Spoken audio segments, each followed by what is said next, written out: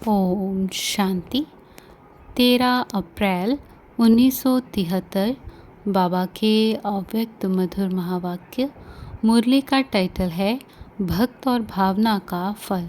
बाबा कहे, जैसे भक्तों को भावना का फल देते हैं, वैसे ही कोई आत्मा भावना रख कर तड़पती हुई आपके पास आए कि जी दान दो व हमारे मन को शांति दो, तो आप लोग उनकी भावना का फल दे सकते हो।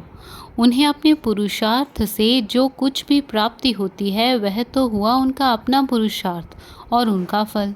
लेकिन आपको कोई अगर कहे कि मैं निर्बल हूँ, मेरे में शक्ति नहीं है, तो ऐसे को आप भावना का फल दे सकती हो। बच्चों ने कहा बाप द्वारा। बाबा कहे, बाप को तो पीछे जानेंगे जबकि पहले उन्हें दिलासा मिले। लेकिन यदि भावना का फल प्राप्त हो सकता है, तब उनकी बुद्धि का योग डायरेक्शन प्रमाण लग सकेगा। ऐसी भावना वाले भक्त अंत में बहुत आएंगे। एक है पुरुषार्थ करके पद पाने वाले, वह तो आते रहते हैं, लेकिन अंत में पुरुषार्थ करने का ना तो समय रहेगा और ना आत्माओं में ही शक्ति रहेगी। ऐसी आत्माओं को फिर अपने सहयोग से और अपने महादान देने के कर्तव्य के आधार से उनकी भावना का फल दिलाने के निमित्त बनना पड़े। वे तो यही समझेंगे कि शक्तियों द्वारा मुझे यह वरदान मिला है। जो गायन है नज़र से निहाल करना। जैसे बहुत तेज बिजली होती है तो स्विच ऑन करने से जहाँ भी बिजली लगाते हो उस स्थान के कीटाणु 1 सेकंड में भस्म हो जाते हैं। इसी प्रकार जब आप आत्माएं अपनी संपूर्ण पावरफुल स्टेज पर हो, तो जैसे कोई आया और 1 सेकंड में स्विच ऑन किया, अर्थात शुभ संकल्प किया अथवा शुभ भावना रखी कि इस आत्मा का भी कल्याण हो, यह है संकल्प रूपी स्विच। इनको ऑन करने अर्थात संकल्प को रचने से फौरन ही उनकी भावना पूरी हो जाएगी।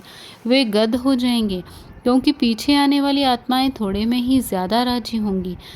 समझेंगी कि सर्व प्राप्तियां हुई, क्योंकि उनका है ही कणा दाना लेने का पाठ।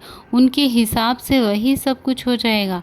तो सर्व आत्माओं को उनकी भावना का फल प्राप्त हो और कोई भी वंचित ना रहे, इसके लिए इतनी पावरफुल स्टेज अर्थात सर्वशक्तियों को अभी से अपने में जमा करेंगे।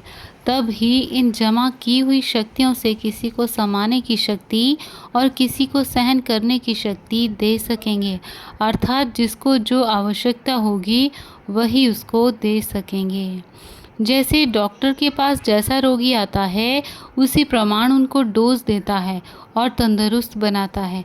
इसी प्रकार आपको सर्व शक्तियाँ अपने पास जमा करने का भी से पुरुषार्थ करना पड़े, क्योंकि जिनको विश्व महाराजन बनना है उनका पुरुषार्थ सिर्फ अपने प्रति नहीं होगा।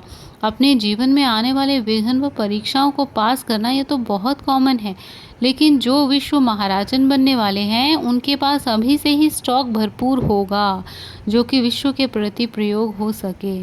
तो इसी प्रकार यहाँ भी जो विशेष आत्माएं निमित्त बनेंगी उनमें भी सभी शक्तियों का स्टॉक अंदर अनुभव हो, तभी समझेंगे कि अब संपूर्ण स्टेज का व प्रत्यक्षता का समय नज़दीक है। उस समय कोई याद नहीं होगा, दूसरों के प्रति ही हर सेकंड हर संकल्प होगा। अभी तो अपने पुरुषार्थ व अपने तन के लिए समय देना पड़ता है, शक्ति भी देनी पड़ती है, अपने पुरुषार्थ के लिए मन भी लगाना पड़ता है। फिर यह स्टेज समाप्त हो जाएगी। फिर यह पुरुषार्थ बदली होकर ऐसा अनुभव होगा कि 1 सेकंड और एक संकल्प भी अपने प्रति ना जाए, बल्कि विश्व के कल्याण के प्रति ही हो। ऐसी स्टेज को कहा जाएगा संपूर्ण अर्थात संपन्न। अगर संपन्न नहीं तो संपूर्ण भी नहीं, क्योंकि संपन्न स्टेज ही संपूर्ण स्टेज है। तो ऐसे अपने पुरुषार्थ को और ही महीन करते जाना है। विशेष आत्माओं का पुरुषार्थ भी ज़रूर न्यारा होगा।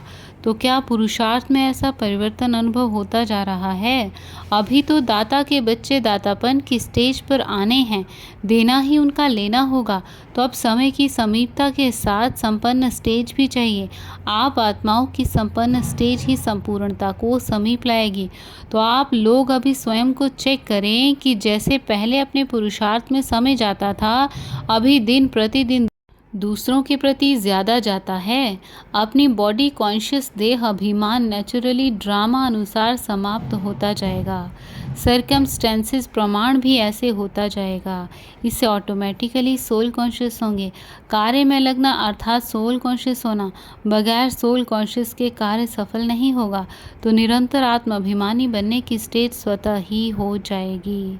विश्व कल्याणकारी बने हो या आत्म कल्याणकारी बने हो, अपने हिसाब किताब करने में बिजी हो या विश्व की सर्व आत्माओं के कर्म बंधन व हिसाब किताब चुकतू कराने में बिजी हो, किसमें बिजी हो, लक्ष्य रखा है तो सदा विश्व कल्याण के प्रति तन मन धन सभी लगाओ। अच्छा, ओम शांति।